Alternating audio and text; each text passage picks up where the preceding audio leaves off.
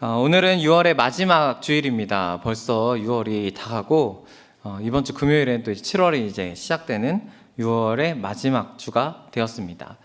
6월 한 달 동안 우리가 에스더 말씀을 가지고 말씀을 계속 나누게 되었습니다. 그래서 오늘은 지금까지 있었던 에스더 말씀의 이야기들을 조금 정리하면서 오늘의 다시 쓰여진 조서라는 제목으로 말씀을 나누려고 합니다. 에스더의 이야기는 페르시아의 속국, 페르시아에게 속하여 있는 이스라엘에 대한 이야기입니다. 이들에게 한 가지 위기가 찾아왔는데 아각사랑 하만이 이스라엘 사람을 모두 죽이려는 조서를 꾸몄고 그 조서가 전국에 반포되어지게 되었습니다. 그런데 다행히도 이 원수 하만이 자신의 계략에 의해서 모르드게와 완전히 역전되는 상황이 됐고 결국에는 죽게 되는 결과가 일어나게 됩니다. 원수 하만이 죽었으니까 이제 모든 위기가 끝이 났냐라고 한다면 그렇지 않습니다. 하만이 꾸민 이 이스라엘의 멸절 조서가 이미 전국에 퍼져 있었고 이제는 이 조서를 해결해야 되는 문제가 남아 있습니다. 그리고 오늘 본문은 이 조서를 해결하고 또 그 결과에 대해서 이야기하는 본문이 되겠습니다. 에스더가 왕에게 이 조서에 대한 철회를 요청합니다. 그런데 왕이 허락한 방법은 철회가 아니라 다시 조서를 쓰라고, 새 조서를 쓰라고 이야기합니다. 왜냐하면 왕의 조서는 취소될 수 없기 때문입니다. 오늘 본문 말씀 8절 말씀 우리 한 번 더 같이 읽어보겠습니다. 너희는 왕의 명의로 유다인에게 조서를 뜻대로 쓰고 왕의 반지로 인을 칠지어다. 왕의 이름을 쓰고 왕의 반지로 인친 조서는 누구든지 철회할 수 없음이니라 하니라. 왕의 조서를 철회할 수 없기 때문에 유일한 해결 방법은 새로운 조서를 만드는 것이었습니다. 이 조서를 통해서 이전에 있던 것보다 더 강력한 이전의 조서를 무력화시킬 수 있는 새 조서를 작성하기 시작합니다. 그리고 조서의 내용이 나오는데요. 11절부터 13절까지 우리 한 목소리로 같이 읽어보겠습니다.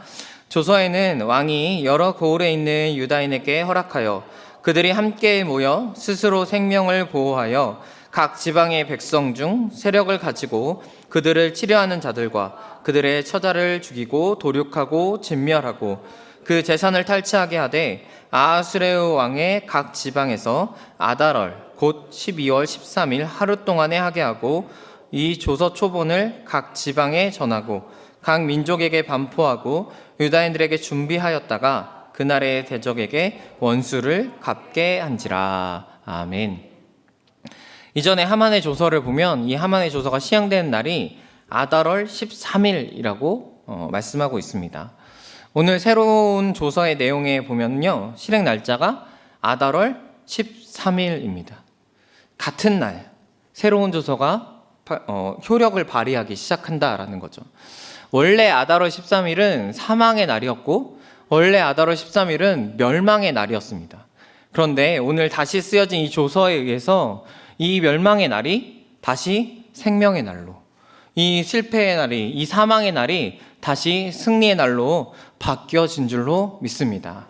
하나님은 이렇게 멸망, 무너짐의 날을 바꾸시는 역전의 하나님이십니다. 그런데 여러분, 우리에게도 이 사망의 조서가 있었습니다. 골로새서 2장 14절에 보면요, 이렇게 말씀합니다. 우리를 거스르고 불리하게 하는 법정으로 쓴 증서를 지우고 제하여 버리사 십자가에 못 박으시고. 뭐라고 말씀하시냐면 우리를 거스르고 불리하게 하는 법조문으로 쓴 증서가 있었다라고 이야기를 합니다. 우리에게 사망의 증서가 있었다라고 하나님은 말씀하고 계십니다. 그렇다면 이 사망의 조서를 누가 썼을까요? 바로 사탄이 우리를 향해 쓴 고발의 조서입니다. 성경에 보면요, 사탄을 고발하는 존재라고 하나님 말씀합니다. 요한계시록에 보면 이 사탄을 두고 우리 형제들을 참소하던 자, 곧 우리 하나님 앞에서 밤낮 참소하던 자라고 소개하고 있습니다. 참소라는 말이 고발한다는 거거든요. 하나님 앞에서 우리를 계속 고발하는 거예요. 뭐라고 고발하냐면 저 사람들은 죄인입니다. 죄인이니까 심판을 받아야 되지 않겠습니까? 죄인이니까 심판으로 지옥에 저 사람들을 끌고 가야 됩니다 라고 계속 고발하고 있었다라고 이야기해요. 그런데 이 사망의 조서를 하나님께서 제하여 버리셨다라고 합니다. 무엇으로요? 십자가로. 통치자들과 권세들을 무력하여 드러내어 구경거리로 삼으시고 십자가로 그들을 이기셨다라고 하나님은 말씀하고 계십니다. 십자가로 그들을 이기셨느니라. 주님께서 이기신 줄로 믿습니다.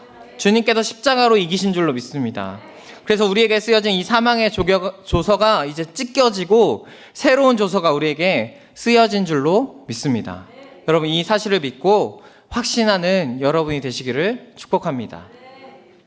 그러므로 우리에게는 이제 사망의 조서가 아니라 승리의 조서가 있습니다. 우리에게는 뭐가 있다고요? 승리의 조서가 있습니다.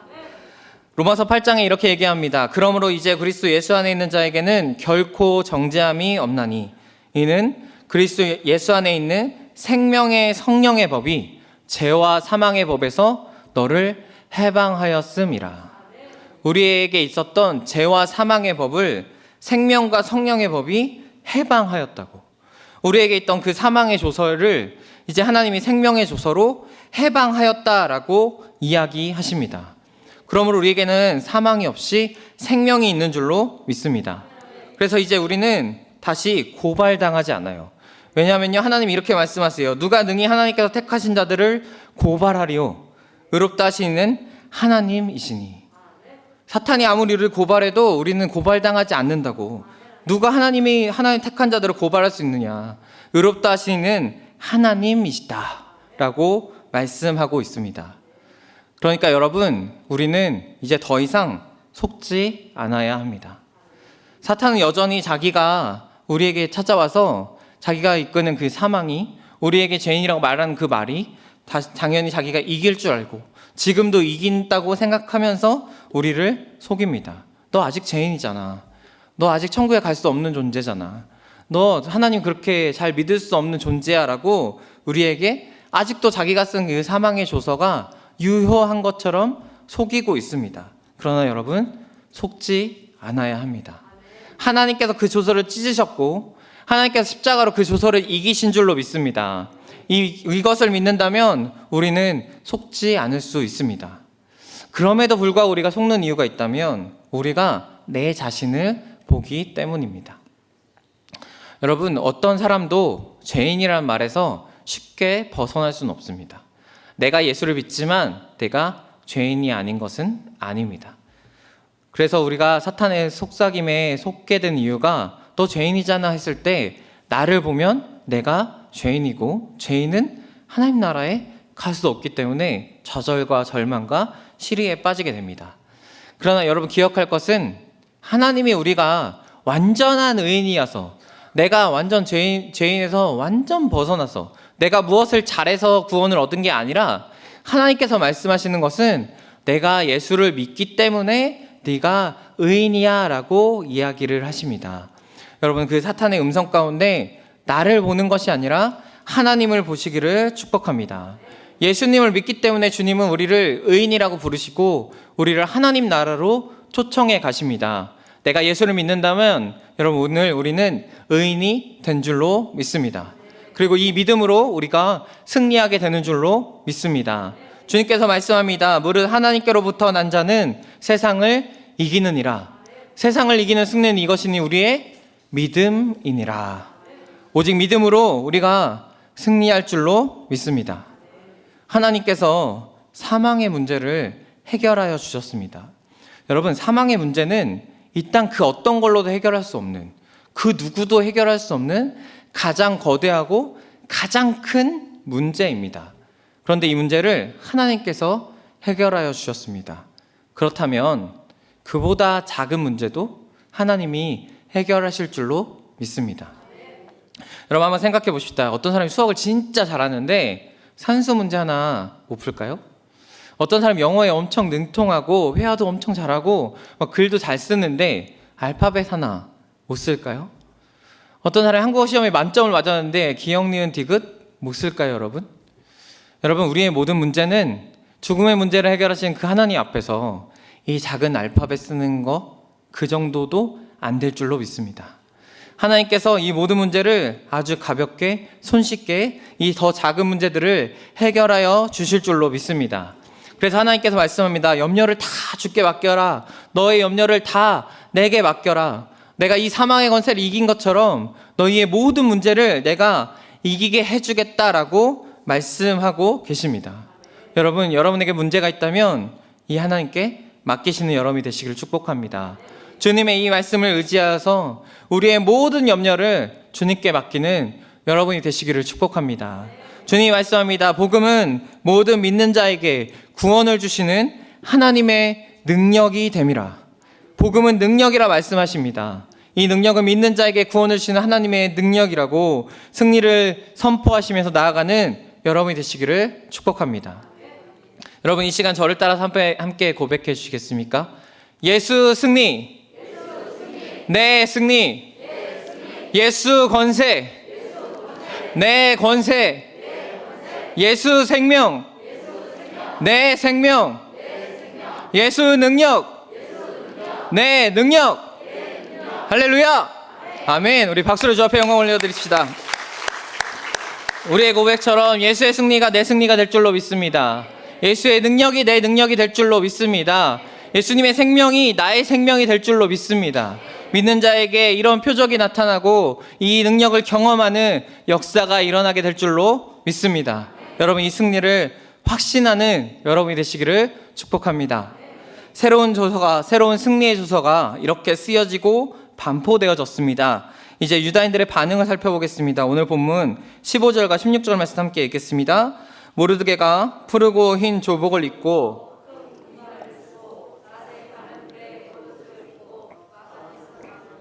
수산성이 즐거이 부르며 기뻐하고 유다인들에게 영광과 즐거움과 기쁨과 존귀함이 있는지라. 아멘. 승리의 주소가 반포되었는데 이들의 모습이 영광, 즐거움, 기쁨, 존귀함이라고 표현되어져 있습니다. 네 가지로 굉장히 구체적으로 표현하고 있는데 사실 그냥 이 성에 큰 기쁨이 있었다. 유다인들이 어떤 위기에서 벗어나 구원을 얻었다. 이렇게 간단히 표현하면 될 것을 하나님은 일부러 네 가지 단어를 통해서 구체적으로 표현합니다. 왜냐하면요, 하만의 조서가 반포된 이후에 이 유다인들의 모습을 보면은 크게 애통하고 금식하고 울며 부르짖었다라고 이야기를 하십니다.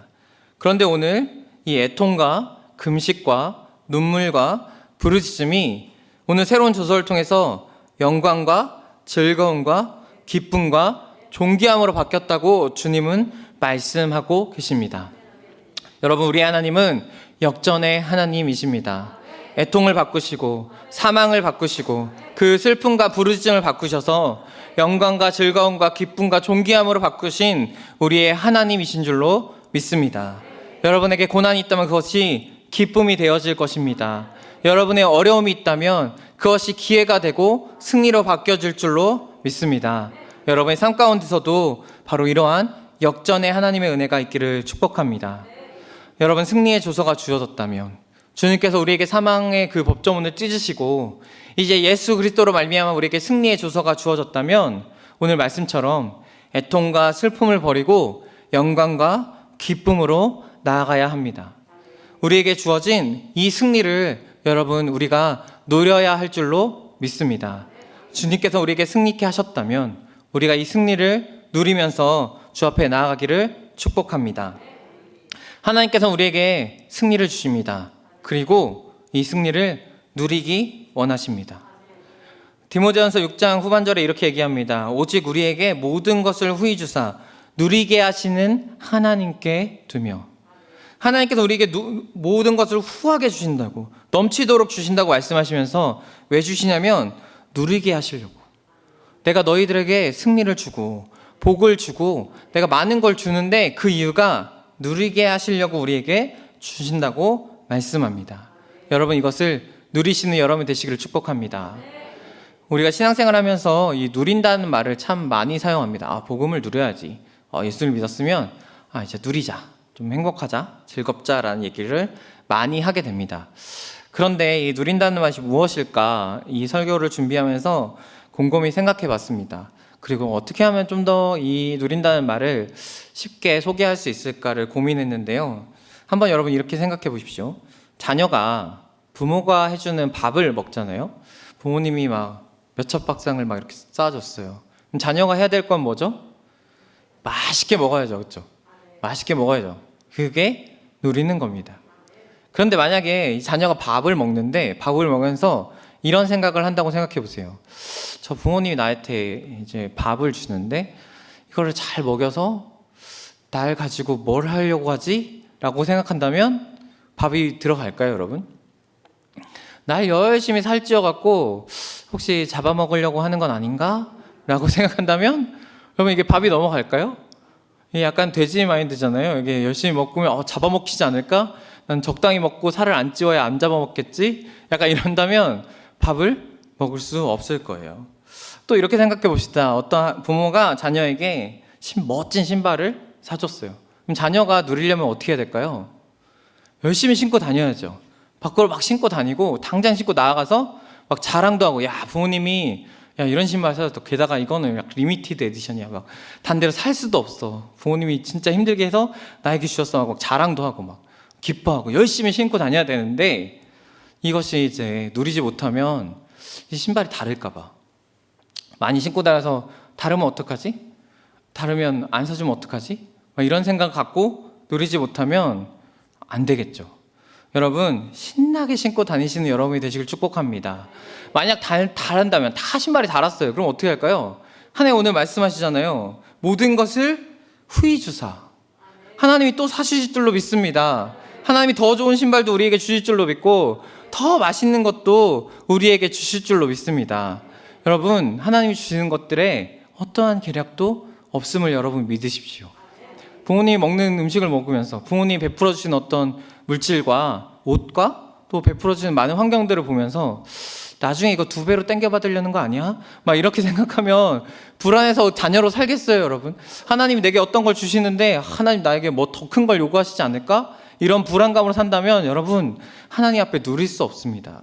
하나님은 그런 계략이 없어요. 하나님은 모든 것을 후히 주사 누리게 하시는 하나님이신 줄로 믿습니다.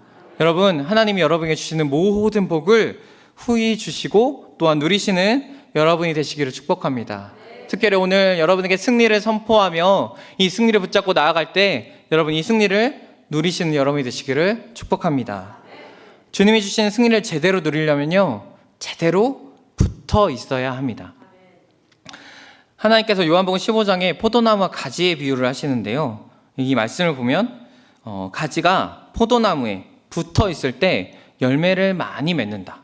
그런데 이 가지가 나무에서 떨어져 있으면, 붙어 있지 않으면 장작으로 태워진다라고 이야기를 합니다.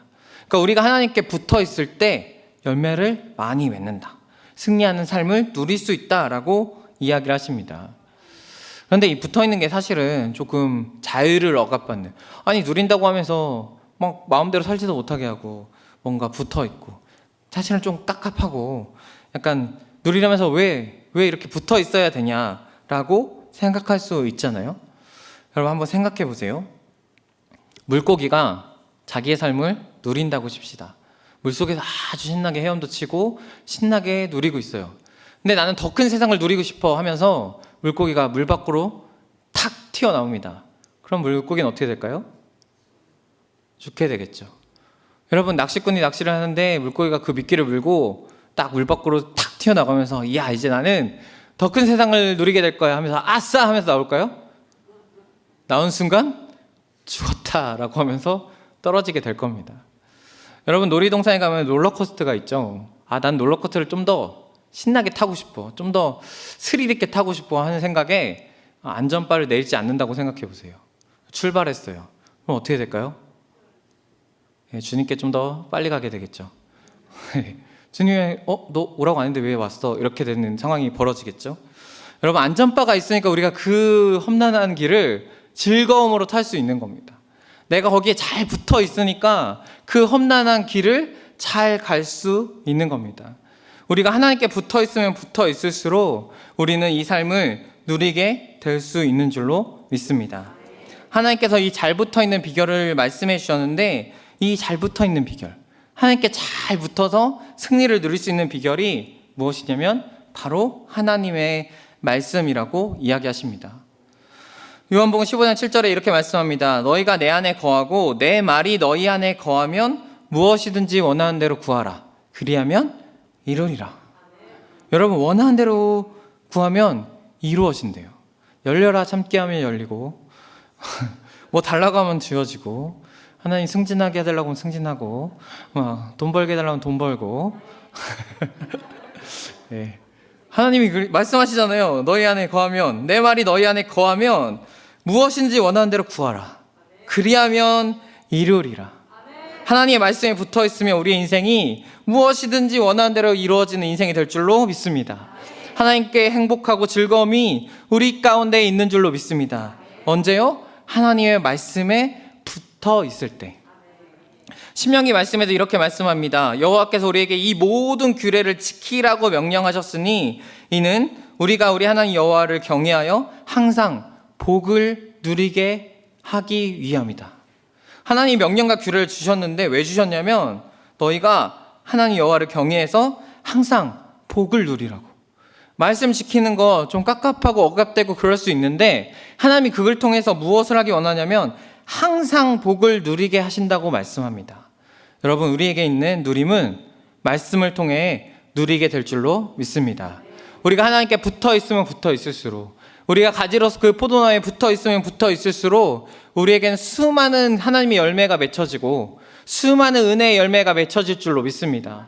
우리에게 수많은 승리의 나날들이 이어지게 될 줄로 믿습니다. 이 승리의 말씀을 붙잡고 이 승리를 누리시는 여러분이 되시기를 축복합니다. 여러분, 승리를 누리는 건 참 중요한 일입니다. 왜냐하면 우리가 승리를 누릴 때 하나님께서 부흥을 주시기 때문입니다. 우리가 승리를 누릴 때 이 부흥이 우리 안에 일어나게 되기 때문입니다. 오늘 본문 말씀 17절 말씀 한 번 더 읽어보겠습니다. 시작. 왕의 어명이 이르는 각 지방 각 읍에서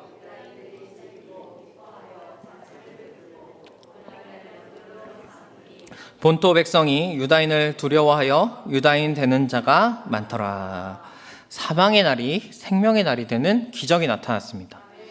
유다인들은 이 기적의 날에 잔치를 열었고 명절로 삼았고 기뻐하고 즐거워합니다.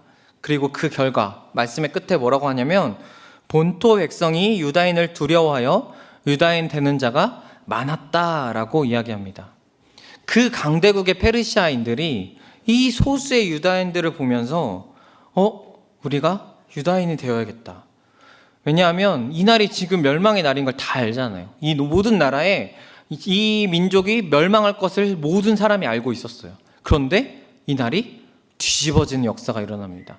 그리고 그것에 기뻐하는 유다인들을 보면서 이제 저 민족에 뭔가 있구나. 그래서 유다인 되는 사람들이 많았다라고 주님은 말씀합니다.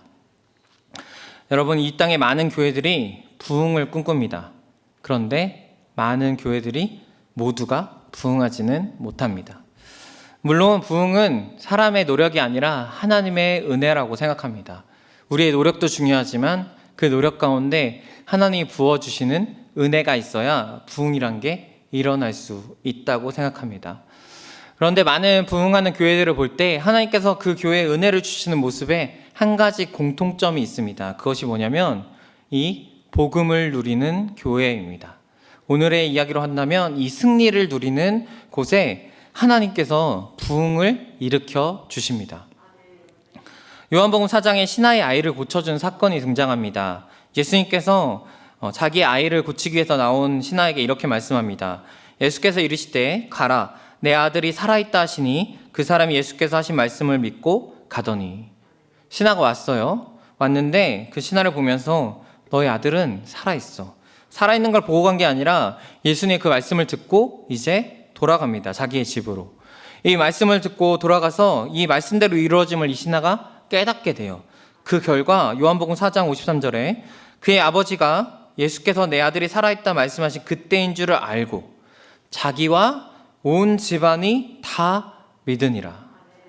자신만 믿은 게 아니라 이 말씀을 경험한 그곳에 자기와 그 온 집안의 모든 사람들이 예수를 믿는 구원의 역사가 일어났다라고 말씀합니다. 뿐만 아니라 초대교회는 하나님이 사람을 막 보내주시는 교회였어요. 사도행전 2장 47절에 보면요, 하나님을 찬미하며 또 온 백성의 칭송을 받으니 주께서 구원받은 사람을 날마다 더하여 주시니라. 하나님이요, 우리로 따지면 오늘도 이제 새 가족이 오셨는데 내일도 새 가족이 오시는 거예요. 화요일도 새 가족이 오시고 수요일도 새 가족이 오시는 겁니다. 예, 별로 안 기쁘세요? 남 얘기인가요? 하나님이 날마다 구원받은 사람을 더하여 주셨대요. 근데 그냥 사람을 보내주신 것도 아니고 구원받는 사람을, 그러니까 예수를 알지 못하는 사람이 와서 구원을 받는, 정말 하나님을 예수 앞에서 완전히 변화된 사람을 날마다 부어주셨다고 이야기하십니다. 그야말로 부흥의 역사를 하나님이 이루셨죠. 때문에 많은 부흥을 하기 위한 교회들이 이 초대교회를 모델로 갖고 있잖아요. 그런데 이 부흥이 어떻게 일어났냐면, 이 초대교회가 하나님의 말씀을 잡고 어떤 일들이 일어났었냐면, 기적과 표적이 많았고, 물건을 나누고, 재산과 소유를 나누고, 마음도 같이 하고, 성전에 날마다 모이고, 함께 기도하고, 성찬의 은혜도 많이 나눴다라고 말씀합니다. 간단히 설명하면 이 복음을 누린 결과가 하나님께서 그곳에 사람을 더하여 주셨다라고 이야기하십니다. 여러분, 하나님의 부흥의 역사는 이 복음을 누리고 승리를 누리는 교회에 하나님께서 부어주실 줄로 믿습니다. 바로 우리 교회에 이 같은 일이 일어나기를 축복합니다. 우리 교회 가운데 날마다 구원받는 사람의 수가 더하여진 역사가 일어나기를 축복합니다. 많은 사람들이 교회의 미래를 예측할 때 어둡다, 참 힘들 거다, 갈수록 어려워질 거다라고 이야기를 합니다. 목사의 길을 가는 저에게도 왜 하필 그 길을 선택했냐고, 전망이 좋지 않은데, 사실 이제 학생들이 직업을 선택할 때 미래를 보고 지망을 하잖아요. 그래서 지금 좀 안 좋아도 그래도 나중에 좋아질 것, 지금도 좋고 나중에 좋을 것. 근데 이제 따지고 보면 저는 지금도 조금 애매한데 나중에 더 애매한 이런 일을 선택한 거라, 보는 분들이 왜 하필 그 일인가, 점점 힘들어질 텐데 라고 이야기를 하십니다. 사람들은 점점 하나님께 관심도 없을 거고요, 점점 교회에 오기를 그렇게 관심 있어 하지 않는 세대가 올 것입니다. 그러나 여러분, 바꿔 생각해 본다면 우리에게는 전도할 대상이 아직도 많이 남아있다라는 사실입니다. 아직도 우리에게 하나님이 더하여 주실 영혼들이 많이 있다라는 사실입니다. 우리가 나아가면 하나님이 그들을 우리에게로 보내주실 줄로 믿습니다. 사람들이 교회를 찾을 때 여러분, 무엇을 많이 고려할까요? 당연히 말씀이라고 생각합니다. 그런데 이 말씀은 두 가지로 나눠볼 수 있습니다. 첫 번째는 설교입니다. 사람들은 대부분 그 교회에 설교를 듣고 교회에 정착할지, 내가 이 교회를 다닐지를 결정하게 됩니다. 그런데 제가 만났던 많은 목사님들, 그리고 지금도 있는 많은 한국교회 목사님과 교회들은, 그리고 그 목사님들은 중에는 설교를 못한다는 목사님은 한 번도 본 적이 없어요. 다 설교를 잘 하시고 은혜도 있을 줄로 믿습니다. 하지만 우리 새하늘교회가 조금 더 은혜가 있을 줄로 믿습니다. 저 아래서 예배하고 있는 그 교육부서의 모든 설교들도 다른 교회보다 조금 더 은혜가 충만할 줄로 믿습니다. 설교는 다 좋을 거라고 저는 믿어 의심치 않아요. 설교가 만약에 다 좋다면, 모든 교회가 설교가 다 좋다면 여러분, 그 다음 고려할 건 무엇일까요? 두 번째 말씀은요, 말씀을 듣고 살아가는 우리의 표정과 모습입니다. 성도들이 과연 이 말씀을 듣고 행복해하고 있는지, 정말 이 교회에 와서 행복해하고 있는지. 여러분, 어떤 교회는요, 주일에 모이면 아주 심각합니다. 표정도 어둡고 나 죄인인가, 내가 정말 잘못 살았나, 이렇게 고민하면서 교회 예배드리고 집에 가게 돼요.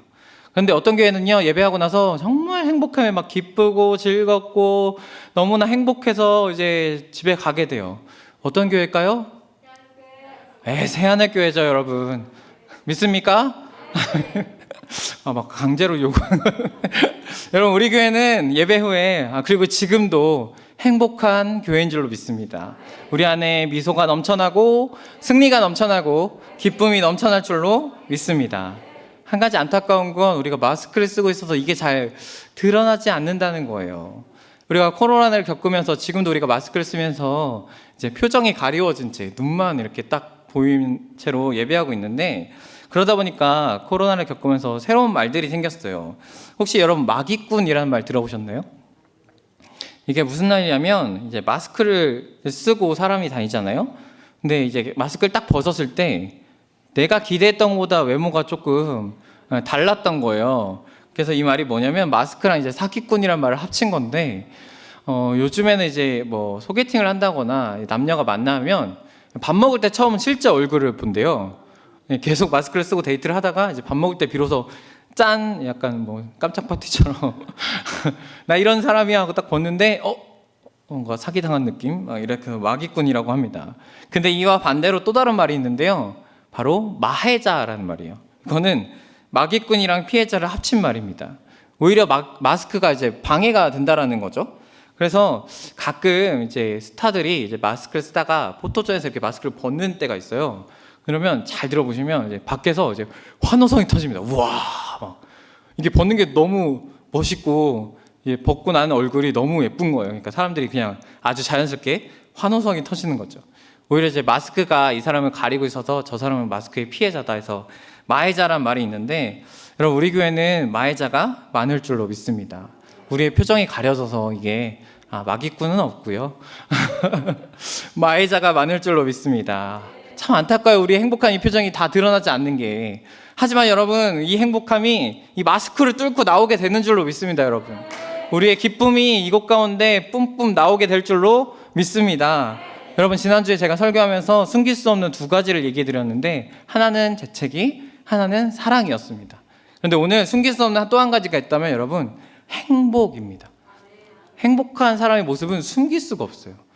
사람이 행복하면요, 막 노래도 부르고 다니고 막 어디 가서 막 휘파람 들고 부르고 다녀요. 네, 저는 휘파람을 못 붑니다. 막 부르고 다니고 막 걷다가 막 점프도 하고 막. 근데 그런 거 안 해도 그냥 사람이 너무 들떠 있어요. 그렇죠? 그래서 그런 사람을 보면 뭐라 그래요? 야, 너 뭐 좋은 일 있어? 이렇게 물어보게 되곤 하죠. 여러분, 하나님을 통해서 행복을 누리는 사람의 표정은 숨겨지지 않아요. 하나님 주시는 승리를 누리고 그 행복을 누리는 사람은 다 표현되어지고 티가 나게 될 줄로 믿습니다. 그래서 우리가 행복해하고 있으면 옆에 사람은 그 사람을 보면서 궁금해하는 거죠. 왜 저 사람도 힘들고 나도 힘든데 똑같이 힘든 세상에서 나는 왜 이렇게 괴로워하고 저 사람은 왜 이렇게 행복할까? 내가 저 사람의 어떤 고난과 어려움을 분명히 알고 있는데 왜 저 사람 저렇게 웃고 있는 거지? 왜 저렇게 행복해하고 있는 거지? 이런 물음 가운데 그 사람이 다니는 교회와 하나님께 관심을 갖게 된다라는 거죠. 여러분, 그런 의미에서 우리 믿는 사람에게는요, 월요병이 없어야 돼요. 내일 월요일이잖아요, 여러분. 여러분, 많은 분들이 내일 출근하고 또 삶의 일터에 나아가서 일을 하시게 될 텐데, 주일을 이렇게 쉬다가 월요일 나가면 피곤하고 힘들고 쉬었던 몸이 막 움직이려고 하면 힘들잖아요. 하지만 우리에게는 월요병이 없는 줄로 믿습니다. 왜냐하면 오늘이 최고 행복한 날이기 때문입니다. 그러면 내일은 어떤 날일까요? 최고고로 행복한 날일 줄로 믿습니다. 화요일 날은요, 최고고로 행복한 날인 줄로 믿습니다. 여러분, 우리의 행복이 계속 넘쳐나서 내가 출근했을 때 옆에 사람은 월요병에 막 지쳐 있는데 막 커피 드링킹 하고 있는데 나는 너무 행복해서 일을 열심히 하고 있는 거죠. 너무 잘 되고 있는 거죠, 일이. 그럼 옆에 사람이 묻을 거 아닙니까? 넌 왜 행복한 거야? 야, 월요일인데 안 피곤해? 라고 하면 우린 뭐라고 하죠? 내가 어제 새하늘교회 갔다 왔어. 내가 어제 교회를 갔는데 너무 행복했어. 너 힘들어? 와봐. 와, 우리 교회로 가자. 이 한마디면 여러분 전도 끝나는 거예요. 아니, 행복한 곳이 있는데, 아니 나는 똑같이 힘든데 지금 너무 행복한데. 여러분, 이 행복을 통해 많은 사람들이 우리 교회로 찾아오게 될 줄로 믿습니다. 여러분, 우리가 승리를 누릴 때, 우리가 그 승리를 확신하고 누릴 때 그것이 곧 복음이 되어지고 그것이 곧 부흥의 통로, 복음의 통로가 되어질 줄로 믿습니다. 예수님께서 마태복음 5장에 이렇게 말씀합니다.